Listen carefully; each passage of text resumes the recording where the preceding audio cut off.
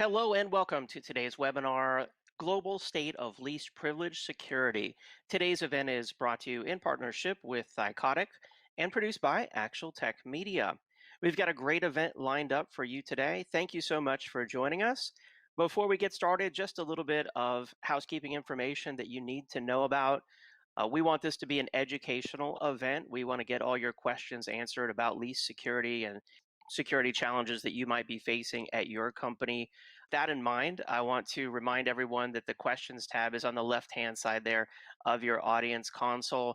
In fact, I can call your attention to it now, and that's where we encourage you to post your questions for our Q&A session that we'll be doing at the end of today's presentation. So get those questions in early. I also want to call your attention to the handouts tab there. In the handouts tab, you'll find two PDFs. One is the least privilege management data sheet. You can download that and check it out after the event. And then the second one is the report that we'll be talking about on today's webinar. That is the Global State of Least Privileged Cybersecurity Report.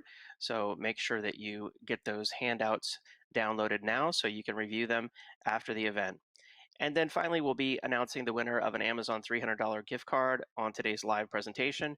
If you're watching this on demand, I'm sorry, the drawing has already occurred. The prize terms and conditions can be found there in the handouts tab. And without further ado, I'm excited to introduce today's expert presenter. That is Erin Duncan, Product Marketing Manager at Thycotic. Erin, thank you so much for being on the event today. Thanks, David. I appreciate it. I'm excited to be here and to talk to you guys about a recent survey that Thycotic undertook to better understand the state of least privilege. So before we jump into the actual report results, let's talk a little bit about cybersecurity and the state of least privilege. So of course, we know that cyber attackers are utilizing new technology and automation to discover more vulnerabilities more rapidly every single day. And it's really important for most organizations to understand the attack surface that those attackers are looking to breach.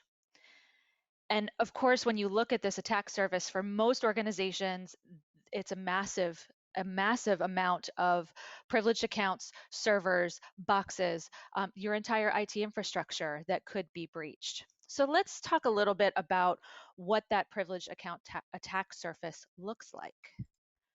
So most folks kind of focus here on the IT, the Windows admins and the Unix admins for their data centers and their network devices. We've actually found that there are three spots where IT administrators tend to neglect just a little bit. One of those is service accounts or non-human accounts, accounts in their cloud infrastructure, and then accounts in their DevOps environments. And of course, this is not a static chart. As your business changes, you're adding new products or services, you acquire a company. Through all of those things, your attack surface grows. And of course, pieces and parts of this attack surface change with your business as well. So as we consider the breadth of the attack surface and our work to implement security, threat detection, and response, the first thing that we need to do is focus on minimizing risk. Everybody knows the old saying, an ounce of prevention is worth a pound of cure, and it is very applicable in security because you cannot, once a threat has actually been detected, usually you're going into response mode knowing that there has been data that has leaked. You might be under ransomware. There's a lot of issues here that you must, before the breach happens, try and focus on minimizing that risk and shutting down what those attackers can get to if they get into your systems. So I just talked about how large the attack surface is and how important it is to minimize risk. So how do we do that? One thing we hear over and over in our work is the human element and how it contributes to the risk of attack. Every year we do a survey at the Black Hat Conference, and just this past year in 2019, we learned that 80% of hackers say that humans are the most responsible for breaches. And we see this echoed in research from other industry analysts as well, like IDC and Forrester. There is a clear, human element to risk. This is because cyber criminals tend to focus on attack techniques that are cheap, that are stealthy, and don't cost a lot of money. And what that means is when they target an organization, rather than starting where they used to with firewalls, network infrastructure, and those direct pieces, they'll target the weakest point, the most vulnerable point. And that tends to be our employees, our humans within our organization. They can easily target people with unsophisticated and simple means, and they gain trust and they get credentials and then they get access. And so that's why awareness and education within your organization about cybersecurity is so critically important. We have to improve knowledge to increase security and reduce risk. Humans, your employees, can become the frontline defense against cyber attacks. But we have to invest and get the balance right to prioritize the importance of teaching our folks to detect and report when there's an attempt to gain that access. We need to empower our people and make them understand the importance of cybersecurity and the part that they play in reducing risk. So, how do we secure the endpoints that our employees are using, knowing that attackers are looking very specifically at our employees and how they can breach through them? So, this is where the concept of least privilege comes in. Privilege accounts are the keys to your kingdom. And if an account or an application that has too many privileges is compromised, the attacker might be able to expand the attack beyond what it would if the application had been under the least amount of privileges possible. If that account is breached, you needed to have taken the necessary security steps to prevent or contain the attack prior to being breached.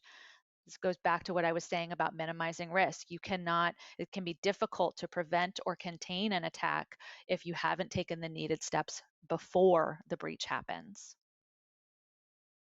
You want to prevent those compromised privilege credentials from being used to access other computers. And so, no matter what tactic is used to obtain those credentials, whether it's through a pass the hash attack or a technique that uses malware to capture credentials or keystrokes, the target to obtain these accounts with those broad and deep access is very important to the attackers because it gives them additional access across your organization. And the reason they want these accounts is simple. When you log in as an admin, every application you run has unlimited access to that computer. If malicious code gets executed from a program or browsing to a site automatically downloads something, that application also gains unlimited access. You have to assume that your users are still browsing in secure sites, that they receive email and instant messages from people that they may not know. Maybe they're even playing an online game or two during the workday that expose them to something malicious. And the hard part here is even if you keep up to date on patches and virus signatures, things just happen. And so if that's going to happen no matter what security measures we take, we have to think about what power we're giving an exploit when it runs with admin privileges. Its ability to compromise the system becomes much greater if it has those admin privileges. It can exploit anything with that access, like install keyloggers, brick your machines, plant Trojan horses, really anything. And the attacker can cover their tracks in the event logs if they need to. The same kind of access would not be obtained if they only stole user privileges. If the exploit that they're trying to deploy is written so that it requires admin privileges, just running it as user just stops it dead. That's why local accounts and local admin accounts in particular are so heavily targeted by hackers, rogue employees, and malicious software. And that's also why the least privileged security model is universal best practice to prevent attacks and help minimize risk. Under the least privilege model, administrative accounts with elevated privileges are given only to people who really need them, when they need them, for as long as they need them. And one of the big things here is that we've heard all the reasons for just giving users local admin rights on their workstations or for giving IT admins super user rights on the servers they manage. Usually removing those admin rights is not prioritized because of risks of things like compatibility. IT resources are not big enough to deal with the troubleshooting that comes with pulling admin rights. And sometimes it's very simply politics and bureaucracy. But none of these reasons outweigh the benefits that you gain from removing local admin rights and managing them using least privilege. So Microsoft recommends removing user accounts too. And so they recommend specifically creating a separate local admin account. And because this account is only local, it can't be used to log on to other computers or access other domain resources if it should be compromised. The second thing they recommend is to use unique credentials to prevent prevent the account from being used on multiple workstations in a pass the hash attack. This is also important for Mac operating systems as well. The default for Macs is to make the computer's owner an administrator. And so you need to take similar actions on your Mac endpoints based on the similar things that Microsoft recommends for their Windows endpoints. Again, least privilege is the concept of limiting user and application access to privileged accounts through various controls and tools without impacting user productivity. As we started our research on the state of least privilege, we talked to a number of experts in the community, and Matt Toth from Splunk, their security strategist, came back and told us this really great quote about the state of least privilege. He said, the principle of least privilege or least privilege access control is more than a digital control. Any individual, identity, or program should only have access to the things they need to perform their task for the time that it takes to perform their task. If someone does not need access to a specific floor, a data center, or a network folder, why do we give them access by default? Why do we continue to assume that people will need access forever? Our adversaries know that we historically have been horrible at implementing least privilege, and they take full advantage of it. When you see ransomware run rampant and that it takes less than 20 minutes on average for an adversary to move laterally in our environments, we know we aren't making it hard enough on them. Building a security strategy that includes least privilege early is critical for any organization that wants to survive the wave of attacks our adversaries are throwing at us.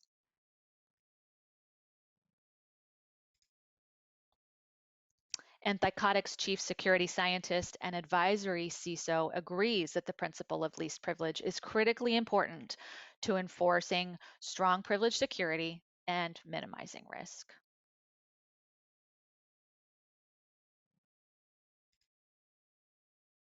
Of course, least privilege, as I mentioned, is not a new concept, but we wanted to understand how well organizations have been implementing it. So back in February of this year, Thycotic worked with Cybrary to conduct a global survey of more than 250 cybersecurity and IT professionals to understand how they're implementing least privilege, the drivers of those projects, and the hurdles that they face. So let's dive into the report.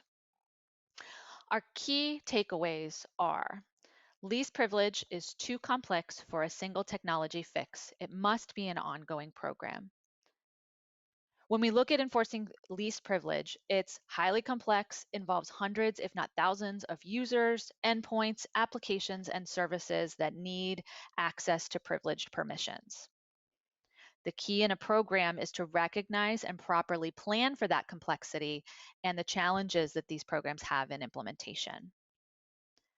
Again, least privilege must be an ongoing program, not simply a small project that can be solved with any one technology solution. Our second takeaway is a least privilege implementation that hinders user productivity will fail. If you want to succeed in implementing least privilege, or any IT solution that impacts your end users for that matter, you need to have comprehensive solutions that minimize impact on user productivity and reduce employee friction. Another important part is that you have to have executive level support and budget, and ensure that whatever solutions that you decide to implement are simple, automated, and operate in the background to your users. As a side benefit, proper least privilege solution implementation should save your organization money in the long term as well and help to increase your security posture over time. The last key takeaway is that one size does not fit all for least privilege. You must customize your least privilege strategy to fit the needs of your own organization. End users generally will always win in any conflict between business productivity and security. The job of IT here is to educate users on the value of least privilege and reducing risk while making sure that they can do their jobs without compromising that security. So let's dig into a little bit of the data behind each of these takeaways. With more than 80% of breaches involving the compromise of IT and business user credentials, organizations across the globe are looking to limit privilege access to servers, applications, data, and all of their systems. As I've already mentioned, cybercriminals target privileged accounts because once they're compromised, they give them the ability to easily move across IT systems and networks undetected. And before we go on, David, I think we have a poll. Absolutely. Let's bring up this poll question. I want to call everyone's attention to this. The question on the screen, it's in the slides window. It says, how important is least privilege to your organization's IT and cybersecurity strategy? And this is a single answer question. So go ahead and post your answer there. I'll share the results of this poll so you can see how you stack up to your peers who are on this event. All right, thank you for the responses that have come in so far. Let's get a few more responses. All right, thank you everyone who answered that poll. Let me go ahead and share the results with you. And it looks like 42% said it's somewhat important, 22% said it's a top priority, and 17% said it's an urgent initiative for them at their company. Erin, what's your take on that? It's very interesting. I think that we see a variety of organizations looking at least privilege. And this is a little bit different actually than some of the data that we saw from our survey. So it's interesting to see that it's a little bit less important within this audience, but it's still for 22% of the folks on the call a top priority. So that's really interesting. Excellent. All right, I'll hand it back to you. Thanks, David. All right, so let's talk a little bit about the data that we saw. So more than 94% of the respondents to our survey were familiar or somewhat familiar with least privilege. And of course, this isn't surprising because the concept of least privilege has been around for more than 20 years. And a similar number um, defined least privilege accurately in terms of granting only the privileges at the level required for the employee to do their jobs and no more. And going back to our poll question, 2 out of 3 survey respondents said that least privilege is a top priority or an urgent initiative currently in their organization. So as I mentioned, just a little bit lower than what we're seeing from our audience today, but still an important topic for us to discuss. Because of the diverse and complex nature of IT environments and the tools available on the market, it's not at all surprising to see this chart where it says that survey respondents are employing a wide range of technology solutions to help them implement their least privilege security policy. You'll see here that privilege access management was at the top at 57%. And then we also have application control solutions as well as antivirus solutions coming up after that. But a great amount and variety of solutions, technology solutions that are being implemented to implement their least privilege security projects. And organizations are deploying that variety of technology to combat threats from malicious insiders, external third-party vulnerabilities, and also simply to meet compliance requirements. And I'll talk a little bit more about that. We see so many compliance requirements that have some form of least privilege as part of their requirements. They vary from anything from regulations from federal, state, and local governments, things like EU GDPR, Cyber Essentials, and ASD, along with some of our voluntary cybersecurity frameworks that are incredibly popular, like ISO and NIST. Most of these regulations require strict security access controls for the use of privileged access, again, including some form of least privilege requirements. It's important to note here that organizations that provide end users with too many privileges will always struggle to satisfy most least privilege compliance requirements. And that's why working on a complex program is really important so that you understand what your organization needs, not only from a security perspective, but also from a compliance perspective as you take on one of these projects. So let's review our recommendations for how to manage the complexity of a least privilege program. Least privilege is a multiple technology, multiple discipline effort that requires a cross section of IT and security stakeholders.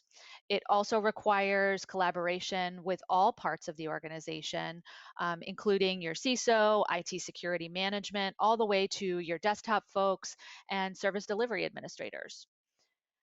Your CISO or IT vice president is likely going to be the final decision maker for approving hiring related to the project and how any budget will be spent on technology solutions, on contractors. So it's really important that that team is cohesive and talking about how you will actually achieve your goals.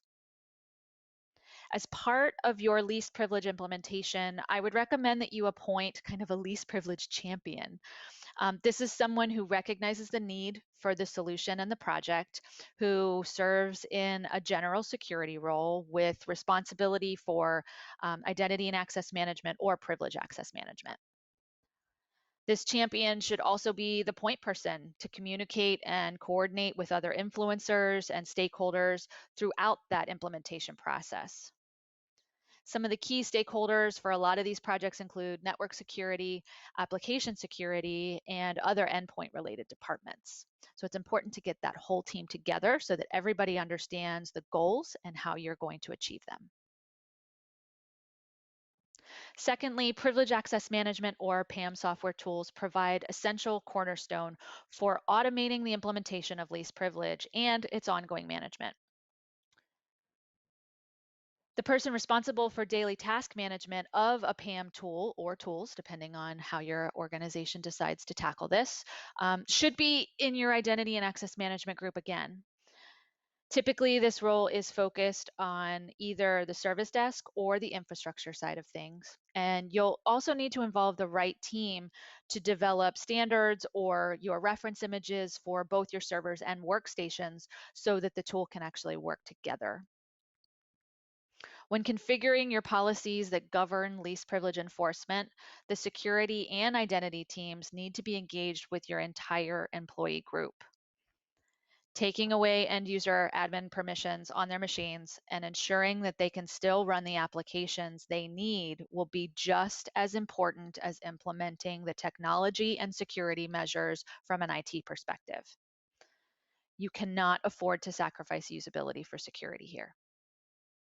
There are PAM software solutions like those available from Thycotic that can ensure least privilege without negatively impacting business productivity. The third thing is that your least privilege solution must be able to demonstrate compliance with multiple requirements from a variety of regulations. As we mentioned earlier, regulations like PCI DSS or HIPAA or SOX, NIST, ISO, I mean, insert any acronym here, that organizations apply least privilege access policies to ensure proper data transfer and system security. Your solution will obviously depend on the specific compliance standards that your organization has to meet. Your goal here is to implement a zero trust risk model, knowing that it'll take time to fully deploy protection for all of your endpoints and all of your other infrastructure. The last thing here is that integration is essential for coordinating the technologies involved in managing least privilege as a program going forward. Your effective implementation of a least privilege security program, especially for endpoints, requires multiple layers of protection. And your existing solutions can and should be used in conjunction with a privileged access management product that gives you those least privilege specific capabilities. Your application control solution should be able to check for known viruses, working with solutions like VirusTotal or even a next gen type scanner like Cylance. There is no one product or one company that will be able to meet all your organization's needs for a least privilege program. So, a defense in depth strategy is required here while you strive to integrate those products together to complement rather than duplicate each other. All right, moving on to our second key takeaway and the data behind it.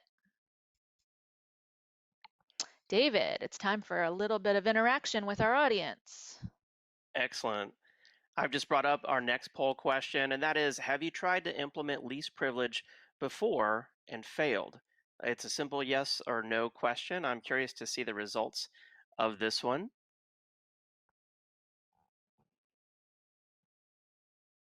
And while we poll our audience on this, Erin, let me ask you a question.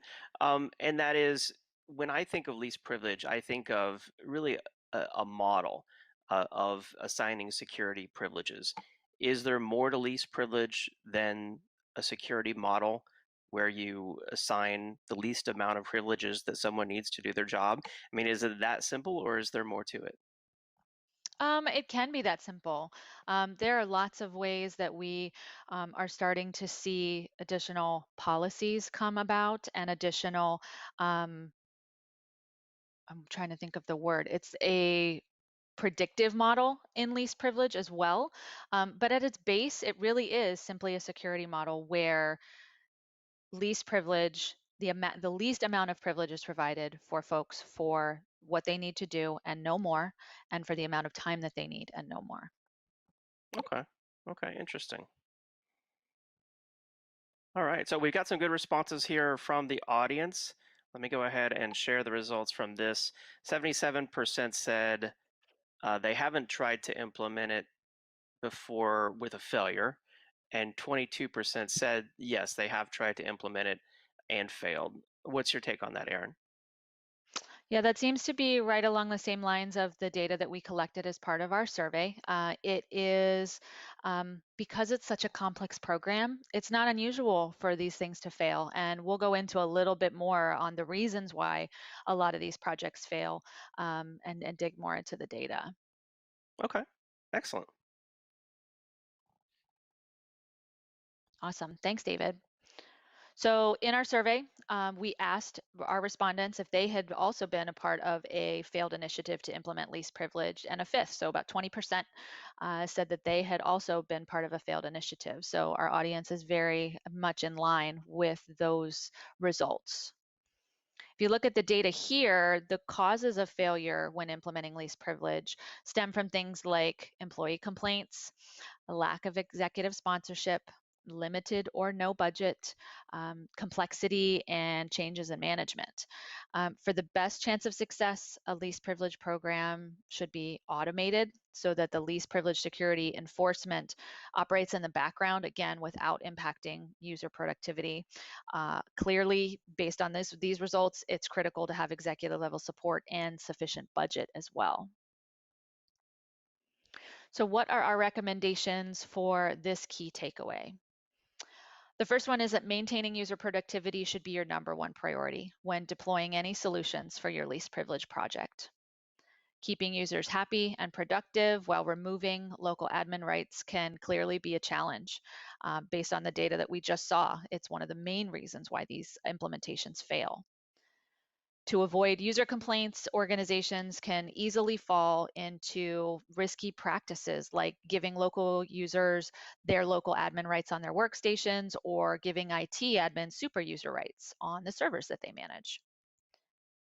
Without proper planning and implementation using endpoint management products, you can ensure, with proper planning and implementation, using endpoint management products. You can ensure that end users can perform their usual tasks without even knowing their privilege access has been removed. And that's exactly what you're trying to do, is to improve security without impacting your end users. The key to success for least privilege is it must work in the background with zero friction for your employees so that they can do their jobs without any roadblocks or new distractions. The second thing here is to make sure that you have executive buy-in and adequate budget. Least privilege security postures aren't accomplished overnight, and they're typically implemented in discrete phases. Communication through these stages is really important to success, and not just in your IT department, but across the entire organization so they know what's coming when. You should also make sure that your stakeholders get an unmistakable message of support from the top, whether that's your CISO, your VP of IT. It's really important that that executive buy-in is visible and heard for the whole team that is implementing this technology. During the early phases, you need to set expectations and, of course, notify all of your employees of any potential changes, such as new pop-ups asking for explanation of why they need to run a certain application, or why some applications now require admin approval to execute when they didn't before. The last thing here is to ensure the solutions you choose contribute to positive security sentiment in your organization. One way to do this is to focus on usable security solutions. We all know that complexity kills, and your least privilege software solutions must be simple enough to use on a daily basis and also be policy driven. Otherwise, you'll never be able to maintain enforcement of your least privilege policy. The worst thing that could happen here, of course, is that you'll end up with shelfware. And even with automated policy driven solutions, maintenance is going to be required. So your administrators need the flexibility to be able to set and update policy rules as needed and appropriate as the business changes, as acquisitions happen, as new products are brought to market, whatever that is within your business. Your administrators need to have that flexibility to update your policy rules as you continue down that path of least privilege. So let's move on to our last key takeaway. The key thing here is that you must adapt your least privilege strategy to fit the needs of your own organization. The job of IT is also to educate users, not just implement the technology, so that they can make sure that they understand why this project is important, but also how they can continue to do their jobs without compromising security. So we asked our survey respondents to tell us what technologies are important in their implementation of the principle of least privilege. They told us that servers and cloud infrastructure are the most important, followed by things like cloud applications, laptops, and desktops. We also asked them about how they manage local accounts on employee laptops and desktops. While we saw some strong practices being implemented, like the question that says no human employee account has local admin privileges and unique non-human credentials are created on each machine, there are also some pretty concerning practices here too. If you see here, 20% said all employees' accounts are local administrators on their machines, and 27% said the same privilege credential is shared as a local admin on every machine. The hard part here is that we see kind of two sides of the coin, and the last two that I mentioned violate some of the basic principles and best practices of least privilege. And going back to minimizing risk, they also introduce risk into the organization, ensure that an attacker could move laterally through the environment if they get their hands on one of those credentials. It's important to remember here that training and education are key in not only the IT department, but across the entire organization so that the risks are made clear and the value of the solutions that you're implementing is apparent. We have to move away from some of these pieces that go directly against the whole idea of least privilege in the first place. So an important thing here is that we asked our survey respondents if they had actually had training on either privilege access management or least privilege access, and the majority said no. Many have not had training. But in one positive sign, many companies do pay for workforce training. Again, very similar to the responses here, but about 60% of our respondents have access to workforce training, which suggests that there are opportunities to help educate users about the value and practice of cybersecurity as a whole, as well as least privilege in particular. I highly recommend that you talk to HR or your training department to understand what types of training are available, what budget is available, and how you could implement that not only within an IT team, but also within your larger organization so that they understand exactly why this is critically important to minimizing risk. So, what are our recommendations on this key takeaway? The first one is communicate, communicate, communicate. The highest ranking cybersecurity person in your organization should be the one that's responsible for communicating any changes that occur to your employees. They should also make sure that with every communication, they include who to contact, whether that's at the help desk or within the IT team, to get immediate help should they have issues or questions.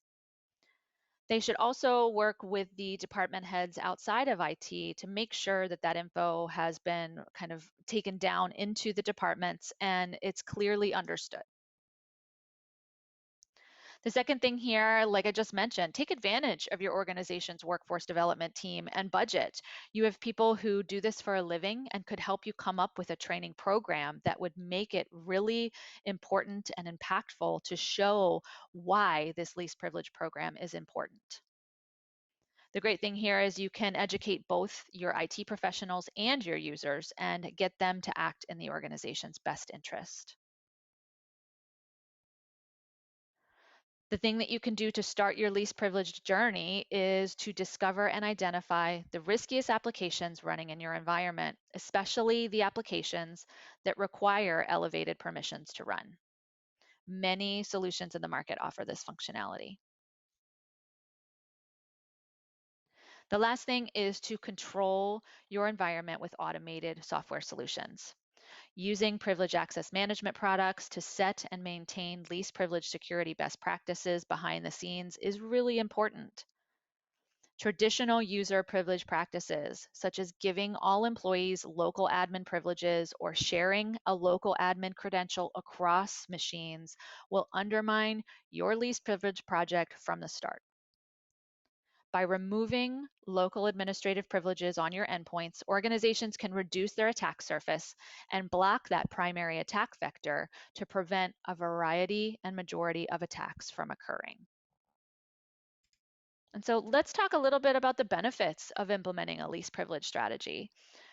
Applying the principle of least privilege should be a foundational element of your organization's cybersecurity strategy. But it's important to remember that a sustainable least privilege strategy isn't something that gets set up overnight or even over a month. It takes planning, collaboration, and the right tools to meet the needs of security, IT, desktop support, and all of your users. But the benefits of implementing a least privilege strategy allow you to reduce your costs. You empower employees to do their jobs while maintaining security. You also ensure compliance with any regulations that you have to meet and improve security through a tightened attack surface.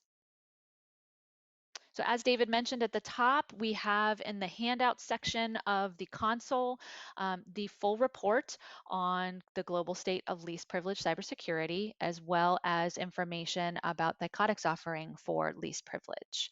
I encourage you to download both of those and of course share them with your colleagues. So let's spend just a couple of minutes talking about what Thycotic offers and how we make PAM security simple.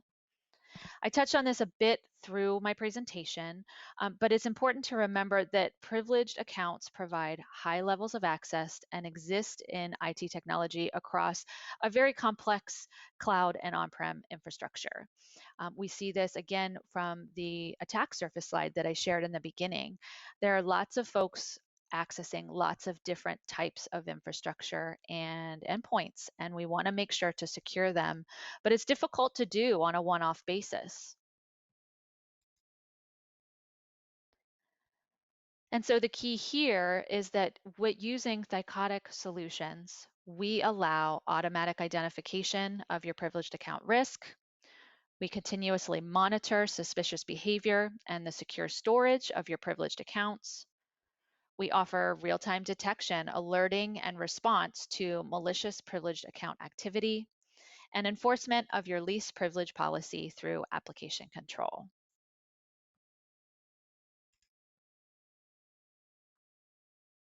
Thycotic is the leading provider of privileged access security, and our product solves security risks associated with controlling privileged access throughout the enterprise.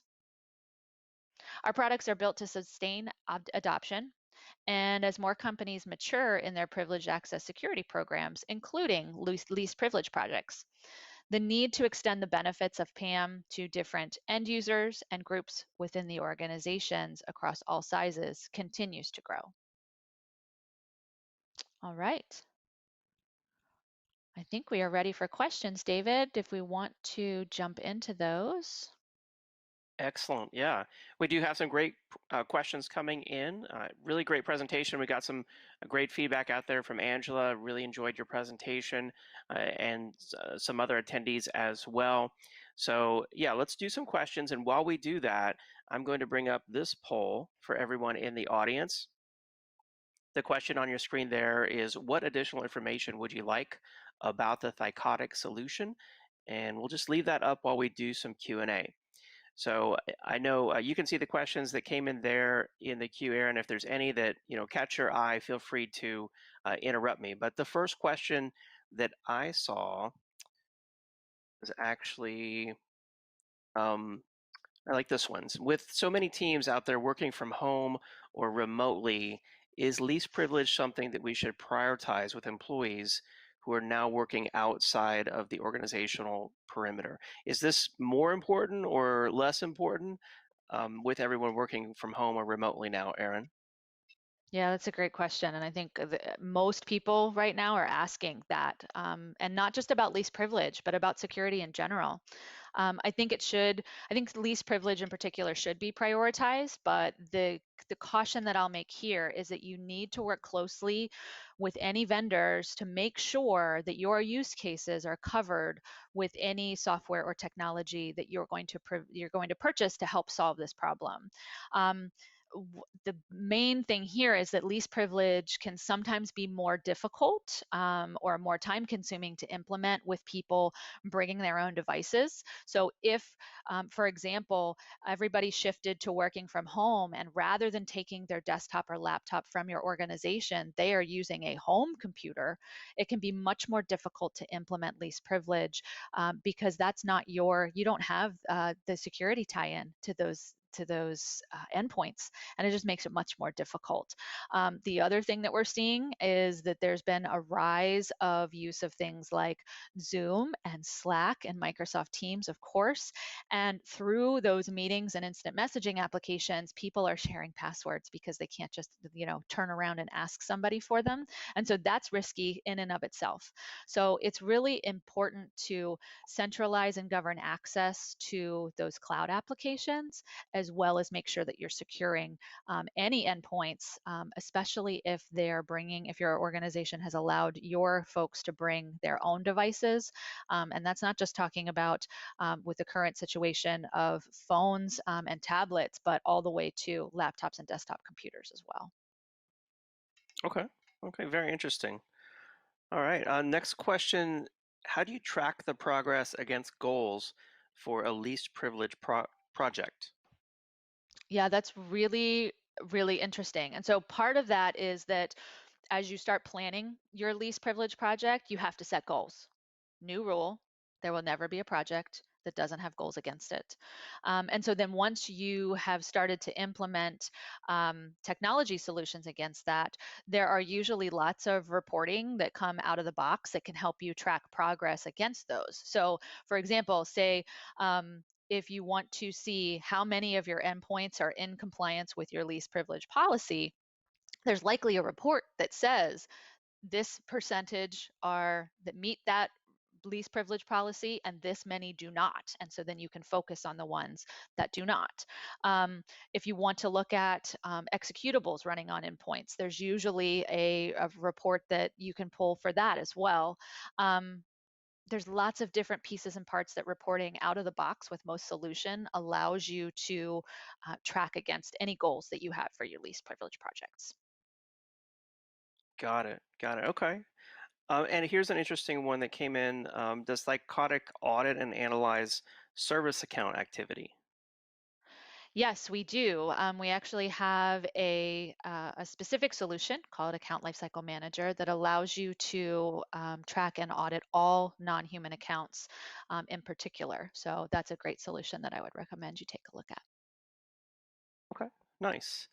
Um, let's see. Another question that came in, they're asking, uh, they say they're starting to plan out their least privilege project.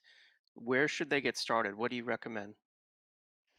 Yeah, that's a great question. So a risk-based approach to a least privilege project allows you to kind of plug the most critical holes first, but the first part is understanding what those critical assets and critical holes are first. So my recommendation for getting started would be a data impact assessment so that you can understand from the highest level what services, what applications, what data, and what systems are most critical to your business, as well as kind of lining up the Venn diagram of your compliance and your regulations that you need to meet so that you can see how those overlap. So the most important thing here is identifying critical data assets that, if compromised, could either cause financial harm or disruption to your business, and then make sure that you're plugging those pieces and parts first. Okay, that's important advice, especially for anyone getting started with this kind of project. Let's see. I think we've covered all the questions we probably have time for on today's event. Lots of good questions. We'll do our best to get back to those after today's presentation. But Erin, I really want to thank you for your insight here on the global state of least privilege. Great presentation. Thank you so much, David. It's been a pleasure to be with you all today. And thank you to Thycotic for supporting today's event. Before you go, don't forget to download the Global State of Least Privilege in Cybersecurity report. It's there in the Handouts tab, as well as the data sheet on the least privilege management solution from Thycotic. Of course, visit thycotic.com for more information after today's event. And then I want to announce the winner of our gift card before we wrap up today's presentation. The Amazon $300 gift card is going to David Densmore from California. Congratulations. We'll reach out to you to deliver that prize. Thank you to our audience for joining us on today's webinar on the global state of least privilege security. Have a great day, and we'll see you next time. Bye-bye.